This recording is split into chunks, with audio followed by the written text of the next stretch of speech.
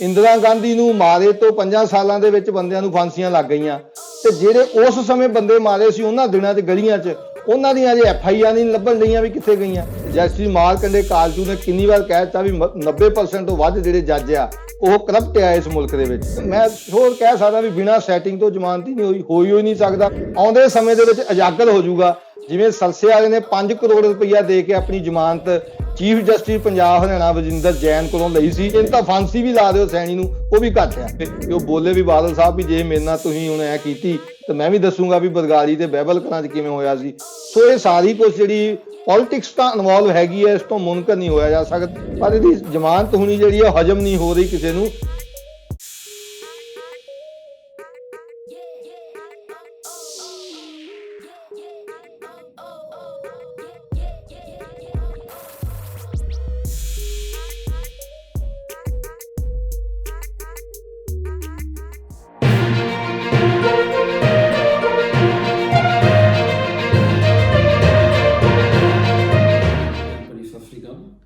मैं हरमीत बमरा, तुसी देख रहे हो साफ ते सीधी गल ऑन अपना फ्रेंड्स चैनल। तो ये प्रोग्राम तुसी टीवी ते देख सकते हो न्यूज़ ओनली दे उत्ते, जो कि इंडिया कैनेडा हर जगह ते आंदा थ्रू सैटेलाइट चैनल। अज मैं गल करन जा रहा हाँ सुमीत सैनी केस बारे, जिहड़ा कि 29 साल पुराना केस है। हुण आके FIR दर्ज हुई है ਤੇ ਜਿਹਦੇ ਉੱਤੇ ਸੁਮੇਧ ਸੈਣੀ ਇਸ ਟਾਈਮ ਤੇ ਕੜਿੱਕੀ ਵਿੱਚ ਫਸਦਾ ਨਜ਼ਰ ਆ ਰਿਹਾ, ਮਗਰ ਉਸਨੇ ਆਪਣੀ ਐਂਟੀਸਪੇਟਰੀ ਬੇਲ ਲੈ ਕੇ ਇੱਕ ਵਾਰ ਫੇਰ ਉਹ ਕਾਨੂੰਨ ਦੇ ਸ਼ਿਕੰਜੇ ਚੋਂ ਬਾਹਰ ਹੈ। ਪਹਿਲੇ ਕਾਨੂੰਨ ਦੇ ਉੱਤੇ ਬੈਠਾ ਹੋਇਆ ਸੀ, ਹੁਣ ਉਹ ਕਾਨੂੰਨ ਦੇ ਸ਼ਿਕੰਜੇ ਚੋਂ ਹਜੇ ਵੀ ਬਾਹਰ ਹੈਗਾ। ਹੁਣ ਇਹਦੇ ਉੱਤੇ ਜ਼ਿਆਦਾ ਜਾਣਕਾਰੀ ਲਈ ਕਿ ਉਹਦਾ ਬਾਹਰ ਰਹਿਣਾ ਕਿੰਨਾ ਕੁ ਖਤਰਨਾਕ ਹੈ ਤੇ ਕਿੰਨਾ ਕੁ ਉਹ ਆਪਣੇ ਜਿਹੜੇ ਹੈਗੇ ਸਬੂਤ ਐਵੀਡੈਂਸ ਉਹਨਾਂ ਨੂੰ ਛੇੜਛਾੜ ਕਰ ਸਕਦਾ ਹੈ ਕਿ ਜਾਂ ਉਹਨੂੰ ਜਾਂ ਹੁਣ ਉਹ ਆਪਣੇ ਉਹਦੇ ਤੇ ਨਹੀਂ ਹੈਗਾ ਕਿ ਜਾਂ ਨਹੀਂ ਕਰ ਸਕਦਾ। ਇਸ ਚੀਜ਼ ਦੀ ਜ਼ਿਆਦਾ ਜਾਣਕਾਰੀ ਜਿਹੜੀ ਹੈਗੀ ਹੈ ਅਸੀਂ ਲਵਾਂਗੇ। ਜ਼ਿਆਦਾ ਜਾਣਕਾਰੀ ਅਸੀਂ ਲਵਾਂਗੇ ਜਸਪਾਲ ਸਿੰਘ ਮੰਝਪੁਰ ਐਡਵੋਕੇਟ ਤੋਂ, ਜੋ ਕਿ ਇਸ ਚੀਜ਼ ਬਾਰੇ ਜ਼ਿਆਦਾ ਜਾਣਦੇ ਨੇ। ਤੇ ਆਓ ਉਹਨਾਂ ਨਾਲ ਗੱਲ ਕਰਦੇ ਹਾਂ। ਬਹੁਤ ਬਹੁਤ ਸ਼ੁਕਰੀਆ ਮੰਝਪੁਰ ਜੀ, ਤੁਹਾਡਾ ਸਾਨੂੰ ਟਾਈਮ ਦੇਣ ਦਾ। ਸਵਾਗਤ ਹੈ ਤੁਹਾਡਾ ਸਾਫ਼ ਤੇ ਸਿੱਧੀ ਗੱਲ ਦੇ ਵਿੱਚ। ਧੰਨਵਾਦ। ਜਸਪਾਲ ਸਿੰਘ ਜੀ, ਅਸੀਂ ਹੁਣ ਇਸ ਕੇਸ ਨੂੰ ਜਾਣਨਾ ਚਾਹੁੰਦੇ ਹਾਂ ਅਗਲੇ ਪੱਖ ਤੋਂ, ਕਿਉਂਕਿ ਇਹ ਕੇਸ ਆਲਰੇਡੀ ਸੁਰਖੀਆਂ ਦੇ ਵਿੱਚ ਬਣਿਆ ਹੋਇਆ ਮਗਰਲੇ ਤਕਰੀਬਨ ਅਸੀਂ ਕੁਝ ਦਿਨਾਂ ਤੋਂ ਕਹਿ ਲਈਏ ਤੇ ਦੁਨੀਆ ਨੂੰ ਪਤਾ ਚੱਲ ਚੁੱਕਾ ਹੈ ਕੇਸ ਕਿਸ ਨਾਲ ਰਿਲੇਟਡ ਹੈਗਾ, ਕਿਉਂ ਹੈਗਾ। ਮਗਰ ਜਿਸ ਤਰੀਕੇ ਨਾਲ ਜਦੋਂ FIR ਦਰਜ ਹੋਈ ਸੀ ਸੁਮੇਧ ਸੈਣੀ ਦੇ ਉੱਤੇ, ਤੇ ਇੱਕ ਉਮੀਦ ਜਾਗ ਗਈ ਸੀ ਕਿ ਸ਼ਾਇਦ ਉਸ ਦਿਨ ਉਸ ਦੀ ਥੋੜੀ ਕੋਈ ਗ੍ਰਿਫਤਾਰੀ ਹੋਏਗੀ, ਉਹਦੇ ਕੋਲੋਂ ਪੁੱਛਗਿੱਛ ਹੋਏਗੀ। ਮਗਰ ਉਸ ਦੀ ਜਿਹੜੀ ਐਂਟੀਸਪੇਟਰੀ ਬੇਲ ਦੇ ਨਾਲ ਇੱਕ ਉਹਨੂੰ ਰਾਹਤ ਵੀ ਮਿਲੀ ਹੈ, ਮਗਰ ਉਹਦੇ ਨਾਲ ਇਹ ਹੋਇਆ ਵੀ ਪੰਜਾਬ ਦੇ ਜਿਹੜੇ ਲੋਕ ਜੁੜੇ ਹੋਏ ਸਨ ਇਸ ਕੇਸ ਦੇ ਨਾਲ, ਮਤਲਬ ਕਿ ਜਿਨ੍ਹਾਂ ਨੂੰ ਉਮੀਦ ਜਾਗੀ ਸੀ, ਕਿਉਂਕਿ ਬਹੁਤ ਸਮਾਂ 35 ਸਾਲ ਇਹਨੇ ਪੰਜਾਬ ਦੇ ਉੱਤੇ ਰਾਜ ਕੀਤਾ। ਬਹੁਤ ਜ਼ਿਆਦਾ ਜਿਹੜੀਆਂ ਕੁਝ ਪਰਿਵਾਰ ਐਸੇ ਹੈਗੇ ਨੇ ਜਿਹੜੇ ਅੱਗੇ ਤਾਂ ਨਹੀਂ ਆਏ ਮਗਰ ਉਹਨਾਂ ਦੇ ਨਾਲ ਬਹੁਤ ਵਧੀਕੀਆਂ ਹੋਈਆਂ। ਹੁਣ ਇਹਨਾਂ ਸਾਰਿਆਂ ਦਾ ਕਿਸੇ ਨਾ ਕਿਸੇ ਲੈਵਲ ਦੇ ਉੱਤੇ ਇੱਕ ਵਾਰ ਫੇਰ ਥੋੜਾ ਜਿਹਾ ਵਿਸ਼ਵਾਸ ਥੱਲੇ ਨੂੰ ਜਾਂਦਾ ਪਿਆ। ਅਸੀਂ ਇਹ ਜਾਣਨਾ ਚਾਹੁੰਦੇ ਕਿ ਜਿਹੜੀ ਇਹਦੀ ਜ਼ਮਾਨਤ ਹੋਈ ਹੈ, ਤੁਸੀਂ ਤੁਸੀਂ ਐਡਵੋਕੇਟ ਤੁਸੀਂ ਕਿਸ ਤਰ੍ਹਾਂ ਇਸ ਨੂੰ ਦੇਖਦੇ ਹੋ? ਦੇਖੋ, ਜਿਹੜੀ ਜ਼ਮਾਨਤ ਹੋਈ ਆ ਉਹ ਨਾਰਮਲ ਪ੍ਰੋਸੈਸ ਦੇ ਵਿੱਚ ਇਹਨਾਂ ਸੈਕਸ਼ਨਸ ਦੇ ਵਿੱਚ ਜ਼ਮਾਨਤ ਮਿਲਦੀ ਨਹੀਂ, ਪਰ ਕਿਉਂਕਿ ਇਹਦਾ ਪ੍ਰਸ਼ਾਸਨ ਦੇ ਵਿੱਚ ਤੇ ਪਹਿਲਾ ਰਿਕਾਰਡ ਹੈਗਾ ਧਮਕਾਉਣਾ ਖਰੀਦਣਾ, ਕਿਸ ਤਰ੍ਹਾਂ ਹੋਈ ਹੈ ਇਹਦੇ ਬਾਰੇ ਮੈਂ ਕੋਈ ਸਰਟਨਲੀ ਨਹੀਂ ਕਹਿ ਸਕਦਾ। ਪਰ ਜਦੋਂ ਆਮ ਨਾਰਮਲ ਕੇਸਾਂ ਦੇ ਵਿੱਚ ਅਸੀਂ ਦੇਖੀਏ 364 ਦੇ ਕੇਸਾਂ ਦੇ ਕਿਸੇ ਨੂੰ ਐਂਟੀਸਪੇਟਰੀ ਬੇਲ ਨਹੀਂ ਮਿਲਦੀ। ਹਾਂ, ਹਾਈ ਕੋਰਟ ਤੋਂ ਹੋ ਜਾਂਦੀ ਤਾਂ ਕੁਛ ਨਾ ਕੁਛ ਉਹਦੇ ਤੋਂ ਕਹਿ ਸਕਦੇ ਹਾਂ ਵੀ ਹਾਈ ਕੋਰਟ ਲੈਵਲ ਦੇ ਉੱਤੇ, ਯਾਨੀ ਕਿ ਇਸ ਡਿਸਟ੍ਰਿਕਟ ਲੈਵਲ ਦੇ ਉੱਤੇ ਤਾਂ 326 ਕਿਸੇ ਨੂੰ ਤੱਕ ਵੀ ਮਾਰਿਆ ਹੋਵੇ ਤਾਂ ਵੀ ਉਹ ਜ਼ਮਾਨਤ ਨਹੀਂ ਦਿੰਦੇ। ਪਰ ਇਹ ਤੋਂ ਸਿੱਧ ਹੁੰਦਾ ਵੀ ਇਹਦੀ ਪਹੁੰਚ ਜਿਹੜੀ ਆ ਉਹ ਹੈ। ਪਰ ਇਹ ਦੂਜਾ ਪੱਖ ਇਹਦਾ ਹੈਗਾ ਵੀ ਜ਼ਮਾਨਤ ਹੋਣ ਦਾ ਮਤਲਬ ਇਹ ਨਹੀਂ ਹੁੰਦਾ ਵੀ ਬੰਦਾ ਬਰੀ ਹੋ ਗਿਆ। ਬਹੁਤੇ ਕੇਸਾਂ ਦੇ ਵਿੱਚ ਬੰਦਿਆਂ ਨੂੰ ਜ਼ਮਾਨਤਾਂ ਮਿਲ ਜਾਂਦੀਆਂ, ਬਾਅਦ ਦੇ ਵਿੱਚ ਜਦੋਂ ਗੱਲ ਤਾਂ ਗਵਾਹਾਂ ਦੇ ਉੱਤੇ ਆ। ਜਿਹੜੇ ਗਵਾਹ ਹੁਣ ਜਿਵੇਂ ਐਡਵੋਕੇਟ ਉਹ ਬੀਬੀ ਗੁਸ਼ਨ ਕੌਰ ਮਾਨ, ਜਿਸ ਤਰ੍ਹਾਂ ਉਹਨਾਂ ਨੇ ਮੀਡੀਆ ਦੇ ਵਿੱਚ ਕਿਹਾ, ਜਿਸ ਤਰ੍ਹਾਂ ਉਹਨਾਂ ਦਾ 164 ਦਾ ਬਿਆਨ ਦਰਜ ਹੋ ਗਿਆ, ਜੇ ਉਹ ਉਸੇ ਤਰ੍ਹਾਂ ਹੀ ਕੋਰਟ ਦੇ ਵਿੱਚ ਜਦੋਂ ਗਵਾਹੀਆਂ ਹੁੰਦੀਆਂ ਉਹ ਦਰਜ ਹੁੰਦੀਆਂ ਤੇ ਉਹ ਕ੍ਰਾਸ ਦੇ ਵਿੱਚੋਂ ਸੈਣੀ ਦਾ ਵਕੀਲ ਕੋਈ ਬਹੁਤਾ ਕੁਝ ਨਹੀਂ ਕੱਢ ਸਕਦਾ, ਤਾਂ ਫਿਰ ਉਹਦੇ ਉਸ ਸੋਲਲੀ ਇੱਕ ਵਿਟਨੈਸ ਦੇ ਉੱਤੇ ਹੀ ਜਿਹੜੀ ਆ ਕਨਵਿਕਸ਼ਨ ਹੋ ਸਕਦੀ ਆ। ਸੋ ਪਰ ਇਹ ਵੀ ਇਹ ਪ੍ਰੋਸੈਸ ਇੱਕ ਲੰਬਾ ਹੈਗਾ। ਹੁਣ ਸਾਰਾ ਕੁਝ ਪੁਲਿਸ ਦੇ ਉੱਤੇ ਮੁਨਸਰ ਆ। ਹੁਣ ਇਨਵੈਸਟੀਗੇਸ਼ਨ ਜੁਆਇਨ ਵੀ ਕਰ ਗਿਆ ਸੁਮੇਧ ਸੈਣੀ ਕੱਲ, ਤੇ ਹੁਣ ਉਹ ਹੋਰ ਗਵਾਹਾਂ ਨੂੰ ਜਿਹੜੀ ਫਾਈਲ CBI ਨੇ ਪ੍ਰੀਲਿਮਿਨਰੀ ਇਨਵੈਸਟੀਗੇਸ਼ਨ ਕੀਤੀ ਸੀ, 60-70 ਗਵਾਹ ਵੀ ਲਿਖੇ ਸੀ, ਉਹ ਸਾਰੀ ਫਾਈਲ ਵੀ ਹੁਣ ਪ੍ਰਕਿਓਰ ਕਰ ਲਈ ਆ, ਪਤਾ ਲੱਗਾ ਪੰਜਾਬ ਪੁਲਿਸ ਨੇ। ਤੇ ਐਸਪੀ ਇੱਕ SIT ਟੀਮ ਵੀ ਬਣਾਤੀ ਹੋਈ ਆ ਪੰਜਾਬ ਪੁਲਿਸ ਵੱਲੋਂ, ਜਿਹੜੀ ਯਾਨੀ ਕਿ ਇਹ ਸਾਰੇ ਕਾਸੇ ਨੂੰ ਉਹ ਗਵਾਹਾਂ ਨੂੰ ਫਿਰ ਦੇਖੇਗੀ। ਜਿਵੇਂ ਜਿਹਨਾਂ ਬੰਦਿਆਂ ਦੇ ਖਿਲਾਫ FIR ਹੋਈ ਆ, ਜੇ ਉਹਦੇ ਵਿੱਚੋਂ 2 ਮਰ ਗਏ, ਹੋ ਸਕਦਾ ਜਿਹੜੇ ਗਵਾਹ ਦਰਜ ਕੀਤੇ ਸੀ ਉਹਨਾਂ ਵਿੱਚੋਂ ਵੀ ਕੁਝ ਡੈਥ ਹੋ ਗਈ ਹੋਵੇ। ਸੋ ਸਾਰਾ ਨਵੇਂ ਸਿਰੇ ਤੋਂ ਇਹ 3 ਮਹੀਨੇ ਦਾ ਟਾਈਮ ਜਿਹੜਾ ਹੁਣ ਨਹੀਂ ਰਿਹਾ, ਕਿਉਂਕਿ ਪਹਿਲਾਂ ਜੇ ਤਾਂ ਅਰੈਸਟ ਹੋ ਜਾਂਦੀ ਫਿਰ 90 ਦਿਨ ਦਾ ਟਾਈਮ ਹੋਣਾ ਸੀ। ਹੁਣ ਇੱਕ ਓਪਨ ਐਂਡ ਪੀਰੀਅਡ ਹੈਗਾ ਪੰਜਾਬ ਪੁਲਿਸ ਕੋਲ, 3 ਮਹੀਨੇ ਲਾਉਣ, 6 ਲਾਉਣ, ਸਾਲ ਲਾਉਣ, ਜੇ ਲਮਕਾਉਣਾ ਦਾ 5 ਸਾਲ ਲਾਉਣ, ਚਲਾਨ ਹੀ ਨਾ ਦੇਣ। ਪਰ ਅਸਲ ਦੇ ਵਿੱਚ ਇਹੀ ਦੇਖਣਾ ਬਣਦਾ ਵੀ ਹੁਣ ਪੁਲਿਸ ਦੀ ਅਗਲੇਰੀ ਕਾਰਵਾਈ ਕੀ ਹੁੰਦੀ ਆ। ਐਂਟੀਸਪੇਟਰੀ ਬੇਲ ਹੋਣ ਦਾ ਮਤਲਬ ਇਹ ਨਹੀਂਗਾ ਵੀ ਬੰਦਾ ਬਰੀ ਹੋ ਗਿਆ। ਅਗਰ ਇਹ ਜਿਹੜੀ ਜ਼ਮਾਨਤ ਹੈਗੀ ਹੈ ਇਹ ਕਿੰਨੇ ਚਿਰ ਲਈ ਹੈਗੀ ਹੈ? ਇਹ ਜ਼ਮਾਨਤ ਹੀ ਹੈ ਜੀ। ਹੁਣ ਇਸ ਕੇਸ ਦੇ ਵਿੱਚ ਜੇ ਕੋਈ ਸੈਕਸ਼ਨ ਦਾ ਵਾਧਾ ਨਹੀਂ ਹੁੰਦਾ, ਮੰਨ ਲਓ ਇਹਦੇ ਵਿੱਚ ਕੋਈ ਐਵੀਡੈਂਸ ਐਸਾ ਆ ਜਾਂਦਾ ਜਿਹਦੇ ਨਾਲ 302 ਦਾ ਵਾਧਾ ਹੋ ਜਾਂਦਾ ਵੀ ਹਾਂ ਬਈ ਬਲਵੰਤ ਸਿੰਘ ਮੁਲਤਾਨੀ ਅਜੇ ਤੱਕ ਅਗਵਾ ਦਾ ਕੇਸ ਹੋਇਆ, ਮਾਰਨ ਲਈ ਅਗਵਾ ਦਾ ਕੇਸ ਆ। ਜੇ ਤੁਸੀਂ FIR ਦੇਖੀ ਹੋਵੇ ਉਹ ਤੇ ਸਪੈਸੀਫਿਕ ਲਿਖਿਆ ਹੋਇਆ DA ਲੀਗਲ ਨੇ ਆਪਣੀ ਰਿਪੋਰਟ 'ਚ ਵੀ ਜੇ ਕੋਈ ਵਾਧਾ ਜ਼ੁਲਮ ਹੁੰਦਾ ਤਾਂ ਉਹ ਕੀਤਾ ਜਾ ਸਕਦਾ। ਜੇ ਡਿਊਰਿੰਗ ਇਨਵੈਸਟੀਗੇਸ਼ਨ ਹੁੰਦਾ ਵੀ ਹਾਂ ਪਤਾ ਲੱਗ ਜਾਂਦਾ ਵੀ ਉਹਦੀ ਡੈਥ ਸਰਟਨ ਆ, ਗਵਾਹ ਮਿਲ ਜਾਂਦਾ ਕਿ ਉਹਨੂੰ ਮਾਰ ਦਿੱਤਾ ਗਿਆ ਸੀ, ਫਿਰ 302 ਦਾ ਵਾਧਾ ਹੋ ਸਕਦਾ ਤੇ ਉਹਦੀ ਅਰੈਸਟ ਵੀ ਪੈ ਸਕਦੀ ਆ, ਕਿਉਂਕਿ ਇਹਦੀ ਐਂਟੀਸਪੇਟਰੀ ਬੇਲ 302 ਦੇ ਵਿੱਚ ਨਹੀਂ ਹੋਈ। ਪਰ ਉਹ ਸਾਰਾ ਕੁਝ ਮੁਨੱਸਰ ਕਰਦਾ ਵੀ ਪੁਲਿਸ ਕਿਵੇਂ ਇਨਵੈਸਟੀਗੇਸ਼ਨ ਅਗਾਂਹ ਤੋਰਦੀ ਆ ਜਾਂ ਲਮਕਾਉਂਦੀ ਆ, ਸਟੇਟ ਦਾ ਕਿੰਨਾ ਕੁ ਉਹਦੇ 'ਚ ਇੰਟਰਫੇਰੈਂਸ ਜਿਹੜੀ ਹੁੰਦੀ ਹੈ ਕਿ ਨਹੀਂ ਹੁੰਦੀ। ਜਿਹੜੀ ਜ਼ਮਾਨਤ ਹੋਈ ਹੈ ਇਹਦੇ ਉੱਤੇ ਹੀ ਇੱਕ ਕੁਐਸਚਨ ਹੋਰ ਹੈਗਾ ਕਿ ਤੁਹਾਨੂੰ ਕਿਸੇ ਪੱਖ ਦੇ ਉੱਤੋਂ ਵੀ ਲੱਗਦਾ ਹੈ ਵੀ ਆਪਣੇ ਪੱਖ ਤੋਂ ਸਬੂਤਾਂ ਦੀ ਕੁਝ ਘਾਟ ਰਹਿ ਗਈ ਹੋਏਗੀ ਅੱਗੇ ਰੱਖਣ ਦੇ ਵਿੱਚ, ਜਿਸ ਕਰਕੇ ਜ਼ਮਾਨਤ ਹੋ ਗਈ? ਕਿਉਂਕਿ ਇਹਦੀ ਜ਼ਮਾਨਤ ਦੇ ਉੱਤੇ ਪੰਜਾਬ ਵਾਸੀ ਇਹ ਕਹਿ ਸਕਦੇ ਕਿ ਕੌਮ ਜੁੜੀ ਪਈ ਸੀ। ਜ਼ਮਾਨਤ ਹੋਣਾ ਜਿਹੜਾ ਹੈਗਾ ਨਾ ਉਹ, ਕਿਉਂਕਿ ਇਸ ਕੱਦ ਦਾ ਬੰਦਾ ਬਹੁਤ ਕੁਝ ਕਰ ਸਕਦਾ। ਨਹੀਂ ਉਹ ਤਾਂ ਹੈ ਹੀ ਆ, ਉਹਦੀ ਗੱਲ। ਜਿਵੇਂ ਮੰਨ ਲਓ ਤੁਸੀਂ ਜੇ ਫੋਰ ਐਗਜ਼ਾਮਪਲ ਮੈਂ ਕਹਾਂ ਸਰਸੇ ਵਾਲੇ ਉਹ ਸੌਦੇ ਸਾਧ ਦੀਆਂ ਜ਼ਮਾਨਤਾਂ ਹੋ ਗਈਆਂ ਸੀਗੀਆਂ, ਉਹਨੇ ਸੈਟਿੰਗ ਕਰਕੇ ਹੁੱਕ ਐਂਡ ਕਰੁੱਕ ਜ਼ਮਾਨਤਾਂ ਲੈ ਗਿਆ ਸੀ, ਪਰ ਐਂਡ ਦੀ ਲਾਸਟ ਉਹਦਾ ਨੁਕਸਾਨ ਹੋਇਆ, ਕਿਉਂਕਿ ਜਦੋਂ ਕੇਸ ਦੇ ਵਿੱਚ ਇਹਦੀ ਹੁਣ ਕਸਟਡੀ ਕੋਈ ਨਹੀਂ ਹੈਗੀ। ਜੇ ਮੰਨ ਲਓ ਅਰੈਸਟ ਪੈਂਦੀ ਆ, ਫਿਰ ਅੰਡਰ ਟ੍ਰਾਇਲ ਚੱਲਦਾ 2-4 ਸਾਲ, ਫਿਰ ਉਹ ਕਸਟਡੀ ਵਿੱਚ ਐਡ ਹੋ ਜਾਂਦੀ ਆ, ਬਾਅਦ ਦੇ ਵਿੱਚ ਬੈਨੀਫਿਟ ਹੋ ਜਾਂਦਾ ਜੇ ਬੰਦੇ ਨੂੰ ਕਨਵਿਕਸ਼ਨ ਹੋ ਜਾਵੇ। ਤੇ ਇਹਦੀ ਹੁਣ ਕਸਟਡੀ ਕੋਈ ਨਹੀਂ, ਜੇ ਬਾਅਦ ਦੇ ਵਿੱਚ ਸਜ਼ਾ ਹੋ ਗਈ ਮੰਨ ਲਓ ਉਮਰ ਕੈਦ, ਫਿਰ ਇਹਦੀ ਛੇਤੀ ਕਿਤੇ ਜ਼ਮਾਨਤ ਨਹੀਂ ਹੋਣੀ, ਸੈਂਟੈਂਸ ਜਿਹੜੀ ਆ ਉਹ ਸਸਪੈਂਡ ਨਹੀਂ ਹੋਣੀ। ਜਿਵੇਂ ਸਰਸੇ ਵਾਲੇ ਦੀ ਹੁਣ, ਕਿਉਂਕਿ ਜੇ ਅੰਡਰ ਟ੍ਰਾਇਲ ਪੀਰੀਅਡ ਹੁੰਦਾ, ਜਿਹੜੀ ਕਨਵਿਕਸ਼ਨ ਆ ਉਹ ਵੱਖ-ਵੱਖ ਚੱਲਦੀ ਹੁੰਦੀ ਆ, ਅੰਡਰ ਟ੍ਰਾਇਲ ਭਾਵੇਂ 10 ਕੇਸ ਹੋਣ, ਪਰ ਇਹਦੀ ਜ਼ਮਾਨਤ ਹੋਣੀ ਜਿਹੜੀ ਆ ਹਜਮ ਨਹੀਂ ਹੋ ਰਹੀ ਕਿਸੇ ਨੂੰ। ਜ਼ਰੂਰ ਇਹਦੇ ਵਿੱਚ ਜਿਹੜੀ ਆ ਇਨਵੋਲਵਮੈਂਟ ਇਹਦੀ ਕੋਈ ਮਸਲ ਜਾਂ ਮਨੀ ਜਾਂ ਸਟੇਟ ਦੀ ਇੰਟਰਫੇਰੈਂਸ ਤੋਂ ਬਿਨਾਂ ਇਹ ਜ਼ਮਾਨਤ ਹੋਈ ਮੰਨੀ ਨਹੀਂ ਜਾ ਸਕਦੀ। ਅੱਛਾ, ਅਸੀਂ ਹੁਣ ਅਗਲੇ ਕੁਐਸਚਨ ਤੇ ਤੁਹਾਡਾ ਦਿਮਾਗ ਥੋੜਾ ਜਿਹਾ ਪੜ੍ਹਨਾ ਚਾਹੁੰਦੇ ਪਏ ਹਾਂ। ਉਹ ਇਹ ਹੈਗਾ ਕਿ ਜਿਸ ਦੇ ਕੱਦ ਦਾ ਇਹ ਮਾਲਕ ਹੈਗਾ, ਕਿਉਂਕਿ 35 ਸਾਲ ਨੇ ਪੰਜਾਬ 'ਚ ਹੀ ਰਾਜ ਕੀਤਾ ਤੇ ਕਿਹੜੀਆਂ ਸਰਕਾਰਾਂ ਨਾਲ ਕੀਤਾ ਭਲੀ ਭਾਂਤੀ ਜਾਣਦੇ ਨੇ। ਅਗਰ ਇਹ ਫੜਿਆ ਜਾਂਦਾ ਤੇ ਸਰਕਾਰਾਂ ਦੇ ਕੁਝ ਮੰਤਰੀ ਜਾਂ ਸਰਕਾਰਾਂ ਨੂੰ, ਭਾਵੇਂ ਪੁਰਾਣੀਆਂ ਸਰਕਾਰਾਂ ਹੋਣ, ਉਹਨਾਂ ਨੂੰ ਕਿਸੇ ਪੱਖ ਤੋਂ ਡਰ ਹੋਏਗਾ ਕਿ ਇਹਦੇ ਫੜੇ ਜਾਣ ਦੇ ਨਾਲ ਸਾਡੇ ਵੀ ਕੁਝ ਰਾਜ ਹੋ ਸਕਦੇ ਨੇ? ਦੇਖੋ ਉਹ ਤਾਂ ਹੈ ਹੀ ਆ, ਉਹ ਤਾਂ ਸਪਸ਼ਟ ਹੀ ਆ ਵੀ ਜਦੋਂ ਵੀ ਕੋਈ ਇਸ ਤਰ੍ਹਾਂ ਦਾ ਕੇਸ ਪੈਂਦਾ ਉਹਨੂੰ ਫਿਰ ਰਿਲੀਫ ਨਹੀਂ ਮਿਲਦਾ ਤਾਂ ਉਹ ਫਿਰ ਕਹਿੰਦਾ ਹੀ ਆ। ਜਿਵੇਂ ਪਿੰਕੀ ਦੇ ਨਾਲ ਥੋੜਾ ਜਿਹਾ ਸਿਸਟਮ ਨੇ, ਪਹਿਲਾਂ ਤਾਂ ਉਹ ਠੀਕ ਆ, ਉਹਨੂੰ ਸਜ਼ਾ ਹੋ ਗਈ, ਉੱਤੇ ਮੁੜ ਕੇ ਉਹਨੂੰ ਰਿਲੀਫ ਮਿਲਿਆ, ਫਿਰ ਜਦੋਂ ਰਿਲੀਫ ਉਹਦਾ ਵਾਪਸ ਲੈ ਲਿਆ ਗਿਆ ਫਿਰ ਉਹ ਬੋਲਣਾ ਸ਼ੁਰੂ ਹੋ ਗਿਆ ਵੀ ਇੱਦਾਂ ਕੀਤਾ ਸੀ, ਇੱਦਾਂ ਹੋਇਆ ਸੀ, ਇੰਨੇ ਕਤਲ ਕੀਤੇ ਸੀ, ਸੈਣੀ ਨੇ ਇੱਦਾਂ ਮਾਰਿਆ ਸੀ, ਮੈਂ ਇੱਦਾਂ ਮਾਰਿਆ ਸੀ। ਸੋ ਉਹ ਸਾਰੇ ਉਹਨੇ ਇੰਕਸ਼ਾਫ ਕੀਤੇ। ਤੇ ਇਹ ਭਲੀ ਭਾਂਤੀ ਆ ਵੀ ਜੇ ਇਹਦੇ ਨਾਲ ਇਹਨੂੰ ਲੱਗਦਾ ਹੋਊਗਾ ਵੀ ਠੀਕ ਆ ਮੈਨੂੰ ਰਿਲੀਫ ਨਹੀਂ ਦਵਾ ਰਹੀ ਸਟੇਟ ਜਾਂ ਜਿਹੜੇ ਸੰਬੰਧਿਤ ਪੋਲੀਟੀਸ਼ੀਅਨ ਹੈਗੇ ਆ, ਫਿਰ ਇਹ ਵੀ ਬੋਲ ਸਕਦਾ ਵੀ ਉਦੋਂ ਇੱਦਾਂ ਹੋਇਆ ਸੀ, ਇੱਦਾਂ ਹੋਇਆ ਸੀ। ਸੋ ਇਹ ਮਨੁੱਖ ਦੀ ਇਹ ਪ੍ਰਵਿਰਤੀ ਹੈਗੀ ਆ, ਮਨੁੱਖ ਕਿਸੇ ਸਮੇਂ ਵੀ ਉਹਦੀ ਜਾਗ ਸਕਦੀ ਆ, ਭਾਵੇਂ ਆਪਣੇ ਫਾਇਦੇ ਲਈ ਹੋਵੇ, ਕਿ ਉਹ ਬੋਲੇ ਵੀ ਬਾਦਲ ਸਾਹਿਬ ਵੀ ਜੇ ਮੇਰੇ ਨਾਲ ਤੁਸੀਂ ਹੁਣ ਐ ਕੀਤੀ ਤੇ ਮੈਂ ਵੀ ਦੱਸੂਗਾ ਵੀ ਬਰਗਾੜੀ ਤੇ ਬਹਿਬਲ ਕਲਾਂ 'ਚ ਕਿਵੇਂ ਹੋਇਆ ਸੀ। ਸੋ ਇਹ ਸਾਰੀ ਕੁਛ ਜਿਹੜੀ ਪੋਲਿਟਿਕਸ ਤਾਂ ਇਨਵੋਲਵ ਹੈਗੀ ਹੈ, ਇਸ ਤੋਂ ਮੁਨਕਰ ਨਹੀਂ ਹੋਇਆ ਜਾ ਸਕਦਾ। ਸੋ ਪੋਲੀਟੀਕਲ ਲੋਕਾਂ ਨੂੰ ਆਪਣਾ ਫੇਸ ਬਚਾਉਣ ਵਾਸਤੇ ਇਹ ਜਿਹੜੇ ਲੈਣ ਦੇ ਪਹਿਲਾਂ ਕੀਤੇ ਆ ਉਹ ਹੁਣ ਉਜਾਗਰ ਵੀ ਹੋ ਸਕਦੇ ਆ ਜੇ ਗਵਾਹ ਖੜੇ। ਪਰ ਇਹਦੇ 'ਚ ਨਾਲ ਹੀ ਜੇ ਗਵਾਹ ਖੜੇ ਆ ਤਾਂ ਫਿਰ ਹੁਣ ਸਰਸੇ ਵਾਲੇ ਦੇ ਪ੍ਰਧਾਨ ਮੰਤਰੀ ਦੇ ਨਾਲ ਸਿੱਧੇ ਲਿੰਕ ਸੀ, ਉਹਨੂੰ ਵੀ ਸਜ਼ਾ ਹੋ ਗਈ ਜਦੋਂ ਔਨ ਰਿਕਾਰਡ ਐਵੀਡੈਂਸ ਆ ਗਿਆ ਜੱਜ ਦੇ ਸਾਹਮਣੇ। ਫਿਰ ਜੱਜ ਕਿਵੇਂ, ਜੇ ਤਾਂ 50-50 ਚਾਂਸਿਸ ਹੋਣ ਜਾਂ ਸਰਕਮਸਟੈਂਸ ਐਵੀਡੈਂਸ ਹੋਵੇ ਫਿਰ ਤਾਂ ਕੋਰਟ ਕਹਿ ਸਕਦੀ ਆ ਵੀ ਇੱਕ ਪੱਖ ਲੈ ਸਕਦੀ ਆ, ਬੈਨੀਫਿਟ ਆਫ ਡਾਊਟ ਜਾਊਗਾ। ਪਰ ਜਿੱਥੇ ਡਾਇਰੈਕਟ ਐਵੀਡੈਂਸ ਆ ਗਿਆ, ਸੋਲ ਆਈ ਵਿਟਨੈਸ ਆ ਗਏ, ਫਿਰ ਉੱਥੇ ਔਖਾ ਹੋ ਜਾਂਦਾ ਜੱਜ ਵਾਸਤੇ, ਕਿਉਂਕਿ ਉਹਨੇ ਵੀ ਕੋਈ ਨਾ ਕੋਈ ਮਾੜਾ ਮੋਟਾ ਅਸੀਂ ਕਹਿ ਦਿੰਦੇ ਆ ਵੀ ਸੋਚ ਸਮਝ ਕੇ ਫੈਸਲਾ ਦੇਣਾ ਹੁੰਦਾ, ਬਾਕੀ ਉਹਦੀ ਗਾ ਅਪੀਲ ਵੀ ਜਾਣੀ ਆ।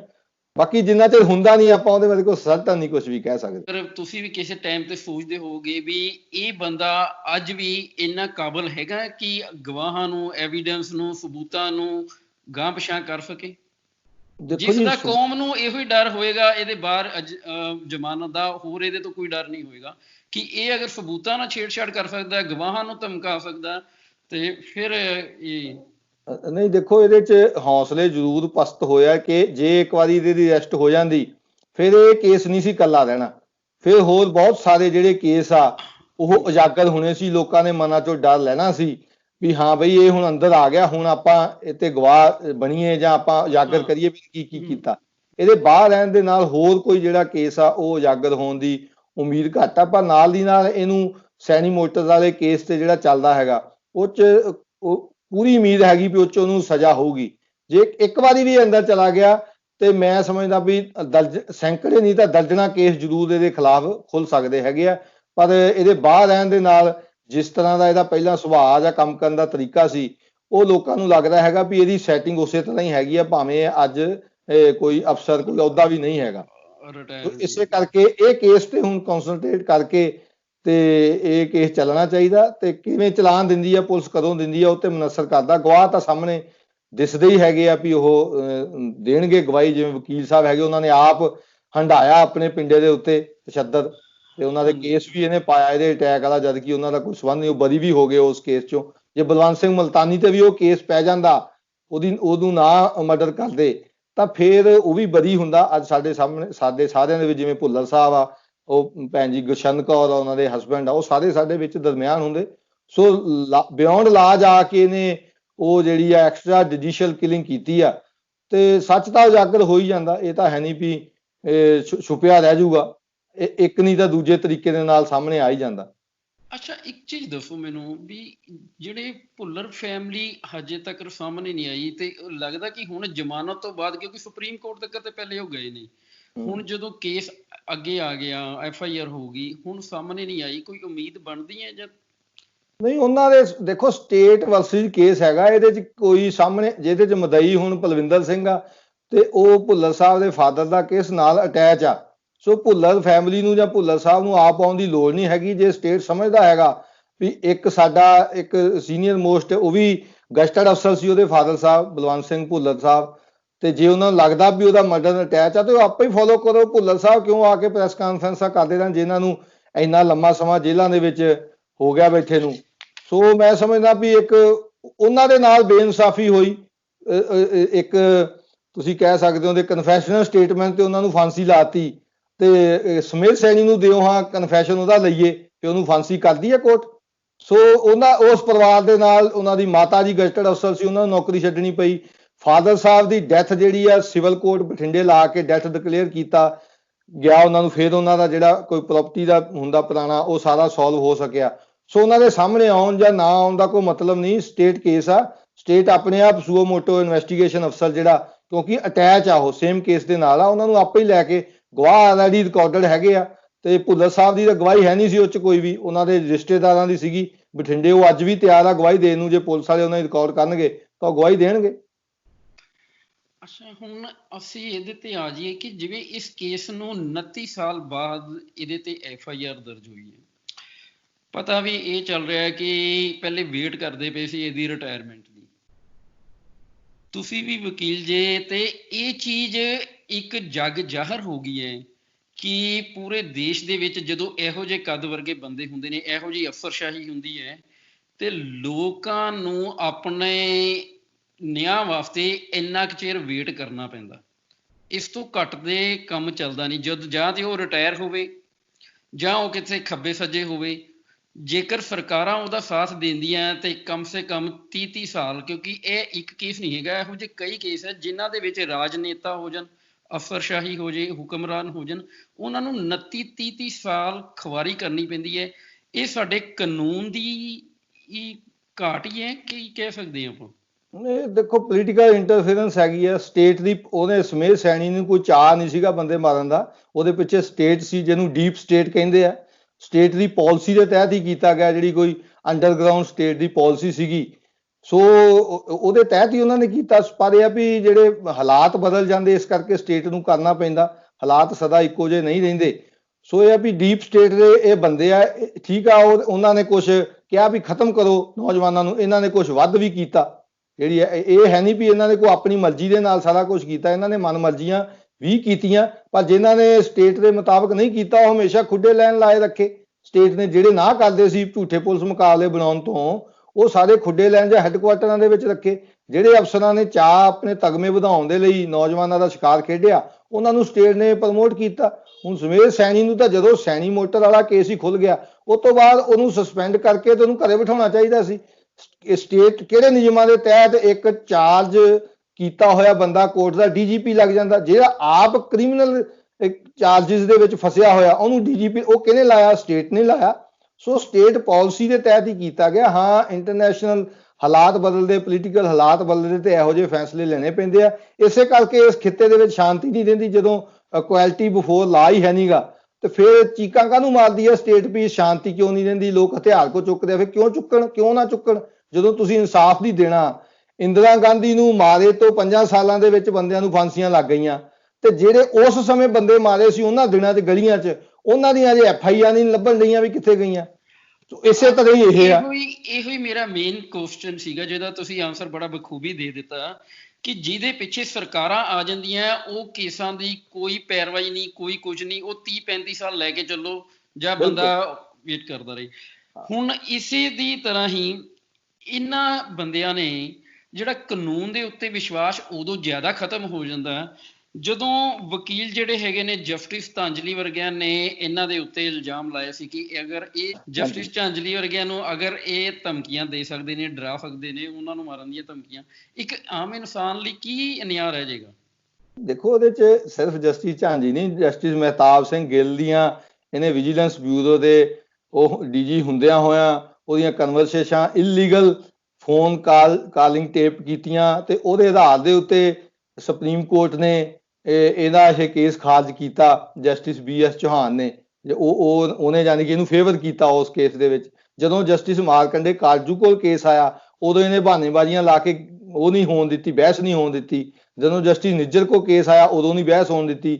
ਜਦੋਂ ਇਹਦੀ ਸੈਟਿੰਗ ਵਾਲਾ ਜੱਜ ਉੱਥੇ ਆ ਗਿਆ BS ਚੌਹਾਨ, ਤੇ ਇਹਨੇ ਬਹਿਸ ਕਰਾ ਕੇ ਕੇਸ ਖਾਰਜ ਕਰਾ ਲਿਆ। ਇਹ ਤਾਂ ਤਰਾਸਦੀ ਇਸ ਖਿੱਤੇ ਦੀ। 4 ਜੱਜਾਂ ਨੇ 2 ਸਾਲ ਪਹਿਲਾਂ ਪ੍ਰੈਸ ਕਾਨਫਰੰਸ ਕੀਤੀ ਸੀ। ਹੁਣ ਜਸਟਿਸ ਵੀ ਇੱਥੇ ਹਾਲਾਤ ਬਹੁਤ ਮਾੜੇ ਆ। ਪਿਛਲੇ ਹਫਤੇ ਦੀ ਗੱਲ ਆ, ਜਸਟਿਸ ਗੁਪਤਾ ਰਿਟਾਇਰ ਹੋਏ ਆ। ਉਹਨਾਂ ਨੇ ਕਿਹਾ ਵੀ ਇਸ ਦੇਸ਼ ਦਾ ਜਿਹੜਾ ਕਾਨੂੰਨ ਹੈਗਾ ਉਹ ਮੱਕੜੀ ਦੇ ਜਾਲੇ ਵਰਗਾ, ਛੋਟੇ ਕੀੜੇ ਫਸ ਜਾਂਦੇ ਆ, ਵੱਡੇ ਹਾਥੀ ਤੋੜ ਕੇ ਲੰਘ ਜਾਂਦੇ ਆ। ਸੋ ਜਦੋਂ ਇਹ ਜਸਟਿਸ ਮਾਰਕੰਡੇ ਕਾਰਜੂ ਨੇ ਕਿੰਨੀ ਵਾਰ ਕਹਿ ਦਿੱਤਾ ਵੀ 90% ਤੋਂ ਵੱਧ ਜਿਹੜੇ ਜੱਜ ਆ ਉਹ ਕਰਪਟ ਆ ਇਸ ਮੁਲਕ ਦੇ ਵਿੱਚ, ਫਿਰ ਤੁਸੀਂ ਕੀ ਆਸ ਰੱਖਦੇ ਹੋ ਵੀ ਜਿਹੜੇ ਆਮ ਇਨਸਾਨ ਨੂੰ ਜਿਹੜਾ ਉਹ ਮਿਲ ਜੇ? ਹੁਣ ਆਮ ਇਨਸਾਨ ਤਾਂ ਸੜਕਾਂ ਦੇ ਉੱਤੇ ਤੁਰਿਆ ਫਿਰਦਾ ਇੰਡੀਆ ਦੇ ਵਿੱਚ, ਪੰਜਾਬ ਤੋਂ, ਕੋ ਹਰਿਆਣੇ ਤੋਂ, ਕੋ ਮਹਾਰਾਸ਼ਟਰ ਚੋਂ, ਤੁਰ ਕੇ 700 800 1000 ਕਿਲੋਮੀਟਰ ਤੁਰੇ ਫਿਰਦੇ ਆ। ਤੇ ਜਿਹੜਾ ਬੰਦਾ ਉਹਨਾਂ ਨੂੰ ਡਾਂਗਾ ਵੀ ਮਾਰੀ ਪੁਲਿਸ ਬਾਗਾਂ 'ਚ ਬੈਠਿਆਂ ਨੂੰ। ਤੇ ਸਮੇਧ ਸੈਣੀ ਚੰਡੀਗੜ੍ਹ ਚੋਂ ਨਿਕਲ ਕੇ ਦਿੱਲੀ ਪਹੁੰਚ ਗਿਆ, ਉਹਨੂੰ ਕਿਸੇ ਨੇ ਉਹ ਵੀ ਨਹੀਂ ਕਿਹਾ। ਸੋ ਇਹ ਐਲੀਟ ਕਲਾਸ ਲਈ ਜਿਹੜਾ ਵੱਖਰਾ ਕਾਨੂੰਨ, ਗਰੀਬ ਲਈ ਵੱਖਰਾ, ਬਹੁ ਗਿਣਤੀ ਲਈ ਵੱਖਰਾ, ਘੱਟ ਗਿਣਤੀ ਲਈ ਵੱਖਰਾ, ਇਹ ਤਰਾਸਦੀ ਹੈ ਇਸ ਖਿੱਤੇ ਦੀ, ਜਿਹਦੇ ਕਰਕੇ ਇੱਥੇ ਸ਼ਾਂਤੀ ਨਹੀਂ ਰਹਿੰਦੀ। ਜਦੋਂ ਰੂਲ ਆਫ ਲਾਅ ਦੀ ਗੱਲ ਕਰਦੇ ਆ ਤਾਂ ਫਿਰ ਇਕੁਐਲਿਟੀ ਬਿਫੋਰ ਲਾਅ ਜੇ ਨਹੀਂ ਰਹੂਗਾ ਤੇ ਫਿਰ ਸ਼ਾਂਤੀ ਨਹੀਂ ਰਹਿ ਸਕਦੀ। ਲੋਕੀ ਆਪੋ ਧਾਫ ਜਿਹੜੀ ਆ ਉਹ ਪੈ ਜਾਂਦੀ ਆ, ਉਹ ਜਿਹੜਾ ਉਹ ਭੀੜ ਤੰਤਰ ਜਿਹੜਾ, ਫਿਰ ਲੋਕੀ ਐਵੇਂ ਹੀ ਪੈ ਜਾਂਦੇ ਆ। ਫਿਰ ਕਿਤੇ ਪੁਲਿਸ ਨੂੰ ਪੈ ਗਏ, ਕਿਸੇ ਲੀਡਰਾਂ ਨੂੰ ਪੈ ਗਏ। ਤੇ ਫਿਰ ਅਸੀਂ ਇਹ ਸਮਝ ਲਈਏ ਕਿ ਜਿਹੜੇ ਪਰਿਵਾਰ ਜਿਨ੍ਹਾਂ ਨਾਲ ਇਸ ਨੇ ਵਧੀਕੀਆਂ ਕੀਤੀਆਂ ਵਾ, ਜਾਇਜ਼ ਨਜਾਇਜ਼ ਜਿਨ੍ਹਾਂ ਨੂੰ ਮਾਰਿਆ, ਉਹ ਸਾਹਮਣੇ ਅਗਰ ਨਹੀਂ ਆਏ ਤੇ ਉਹਨਾਂ ਨੇ ਫਿਰ ਠੀਕ ਹੀ ਕੀਤਾ। ਕਿਉਂਕਿ ਹਰੇਕ ਦੀ ਸਮਰੱਥਾ ਨਹੀਂ ਨਾ ਹੈਗੀ। 30 35 37 ਸਾਲ ਦਾ ਹਰੇਕ ਬੰਦਾ ਇਹਦੀਆਂ ਧਮਕੀਆਂ ਦੇ ਅੱਗੇ ਖੜ ਨਹੀਂ ਸਕਦਾ। ਬਿਲਕੁਲ ਹਾਲਾਤ ਵੀ ਐਸੇ ਹੁੰਦੇ ਆ ਪਰਿਵਾਰਾਂ ਦੇ। ਪਰਿਵਾਰਾਂ ਨੂੰ ਕੱਲਾ ਬੰਦੇ ਹੀ ਨਹੀਂ ਮਾਰੇ ਗਏ, ਉਹਨਾਂ ਨੂੰ ਆਰਥਿਕ ਸੋਸ਼ਲੀ ਤੌਰ ਦੇ ਉੱਤੇ ਤੋੜ ਦਿੱਤਾ ਗਿਆ, ਉਹਨਾਂ ਦੇ ਬਿਜ਼ਨਸ ਖਤਮ ਕਰਤੇ ਗਏ। ਸੋ ਉਹਨਾਂ ਦੀ ਸਾਰਾ ਕੁਝ ਜਿਹੜਾ ਦਾਅ ਤੇ ਲੱਗ ਗਿਆ। ਉਹ 30 ਸਾਲ ਬਾਅਦ ਜੇ ਕਿਤੇ ਉਹਨਾਂ ਦਾ ਸੈਟਿੰਗ ਹੋਈ ਆ, ਉਹ ਨਹੀਂ ਚਾਹਣਗੇ ਵੀ ਸਾਡੀ ਅਗਲੇ ਜਿਹੜੀ ਪੀੜ੍ਹੀ ਆ, ਜੇ ਬਚੀ ਆ ਕੋਈ, ਤਾਂ ਉਹਨੂੰ ਫੇਰ ਸਫਰ ਕਰਨਾ ਪਏ। ਇਹੋ ਜਿਹੇ ਬੰਦਿਆਂ ਨੂੰ, ਇਹੋ ਜਿਹੇ ਦਰਿੰਦਿਆਂ ਨੂੰ ਜ਼ਮਾਨਤਾਂ ਹੁਣ ਛੋਟੇ ਛੋਟੇ ਕੇਸਾਂ 'ਚ ਅਸੀਂ ਦੇਖੀ ਤਾਂ ਤਰਲੇ ਮਾਰ ਲਈਦੇ ਆ, ਜੱਜ ਸੁਣ ਨਹੀਂ ਜੀ ਨਹੀਂ ਇਹ ਤਾਂ ਹਾਈ ਕੋਰਟ ਨਹੀਂ ਹੋਣੀ। ਹੁਣ ਇੱਥੇ ਮੈਂ ਸ਼ੋਰ ਕਹਿ ਸਕਦਾ ਵੀ ਬਿਨਾਂ ਸੈਟਿੰਗ ਤੋਂ ਜ਼ਮਾਨਤ ਹੀ ਨਹੀਂ ਹੋਈ ਨਹੀਂ ਸਕਦਾ ਵੀ ਕੋਈ ਜੱਜ ਦੇ ਉੱਤੇ ਦਬਾਅ ਨਾ ਹੋਵੇ, ਜਾਂ ਉਹਨੂੰ ਕੋਈ ਮੋਨੀਟਰੀ ਨਾ ਕੀਤਾ ਗਿਆ ਹੋਵੇ, ਜਾਂ ਉਹਨੂੰ ਕੋਈ ਲੋਭ ਦਿੱਤਾ ਹੋਵੇ ਤੈਨੂੰ ਗਾਂਹ ਤਰੱਕੀ ਦੇਵਾਂਗੇ। ਸੋ ਇਸ ਤੋਂ ਬਿਨਾਂ ਜ਼ਮਾਨਤ ਨਹੀਂ ਹੋਈ, ਨਹੀਂ ਤੇ ਆਮ ਤੌਰ ਤੇ ਜ਼ਮਾਨਤਾਂ ਮਿਲਦੀਆਂ ਨਹੀਂ। ਇਹ ਪੂਰੀ ਸੈਟਿੰਗ ਦੇ ਨਾਲ ਜ਼ਮਾਨਤ ਹੋਈ। ਆਉਂਦੇ ਸਮੇਂ ਦੇ ਵਿੱਚ ਉਜਾਗਰ ਹੋ ਜਾਊਗਾ, ਜਿਵੇਂ ਸਲਸੇ ਵਾਲੇ ਨੇ 5 ਕਰੋੜ ਰੁਪਈਆ ਦੇ ਕੇ ਆਪਣੀ ਜ਼ਮਾਨਤ ਚੀਫ ਜਸਟਿਸ ਪੰਜਾਬ ਹਰਿਆਣਾ ਵਜਿੰਦਰ ਜੈਨ ਕੋਲੋਂ ਲਈ ਸੀ। ਉਹ ਸਾਰਿਆਂ ਨੂੰ ਪਤਾ ਲੱਗ ਗਿਆ ਵੀ 5 ਕਰੋੜ ਰੁਪਈਆ ਸਲਸੇ ਵਾਲਿਆਂ ਨੇ ਦਿੱਤਾ ਸੀ। ਇਹੋ ਜਿਹੀਆਂ ਗੱਲਾਂ ਲੁਕੀਆਂ ਨਹੀਂ ਰਹਿੰਦੀਆਂ ਹੁੰਦੀਆਂ, ਉਜਾਗਰ ਹੋ ਜਾਂਦੀਆਂ ਹੁੰਦੀਆਂ। ਜਿਹੜਾ ਉਹਦਾ ਇਨਸਾਫ ਆ, ਉਹਦੀ ਜਿਹੜੀ ਆ ਲਾਠੀ ਪੈਂਦੀ ਹੈ, ਫਿਰ ਪਤਾ ਲੱਗ ਜਾਂਦਾ। ਬੰਦਾ ਕਹਿੰਦਾ ਵੀ ਹਾਂ ਉਦੋਂ ਕੀਤਾ ਸੀ, ਸ਼ਾਇਦ ਤਾਂ ਕਰਕੇ ਮੇਰੇ ਨਾਲ ਐਸਾ ਹੁੰਦਾ। ਸੋ ਇਨਸਾਫ ਤਾਂ ਹੋ ਹੀ ਜਾਂਦਾ। ਇਹ ਇੱਥੇ ਸੰਸਾਰ ਦੇ ਵਿੱਚ ਇਹ ਦੇਖਣਾ, ਦੁਨੀਆ ਦੇਖੇਗੀ ਵੀ ਇਨਸਾਫ ਹੋਇਆ। ਇੱਕ ਲਾਸਟ ਕੁਐਸਚਨ ਜਿਹੜਾ ਤੁਹਾਡੇ ਮਤਲਬ ਕਿ ਤੁਸੀਂ ਆਪਣੇ ਦਿਲ ਦੀ ਆਵਾਜ਼ ਦੱਸੋ ਕਿ ਇਸ ਕੇਸ ਦਾ ਲੱਗਦਾ ਕਿ ਪੂਰਾ ਨਿਆਂ ਹੋਏਗਾ? ਨਹੀਂ, ਨਿਆਂ ਤਾਂ ਹੁਣ ਹੈ ਹੀ ਨਹੀਂ। ਜਸਟਿਸ ਡਿਲੇ ਜਸਟਿਸ ਡਿਨਾਈਡ, ਇਹ ਤਾਂ ਟਰਮ ਹੈ ਲਾਅ ਦੀ। ਸੋ 29 ਸਾਲ ਬਾਅਦ ਤਾਂ FIR ਦਰਜ ਹੋਈ ਆ, ਤੇ ਜੇ ਇਹਨਾਂ ਨੇ ਹੁਣ ਜੇ ਨਿਆਂ ਕਰਨਾ ਤੇ 6 ਮਹੀਨੇ 'ਚ ਆ ਸਕਦਾ। ਬਹੁਤ ਸਾਰੇ ਰੇਪ ਕੇਸਿਸ ਦੇ ਫਾਸਟ ਟਰੈਕ ਅੰਡਰ ਟ੍ਰਾਇਲ ਕਰਕੇ ਮਹੀਨੇ 'ਚ ਵੀ ਸਜ਼ਾਵਾਂ ਹੋਣ ਦੀਆਂ ਐਗਜ਼ਾਮਪਲਾਂ ਆਈਆਂ।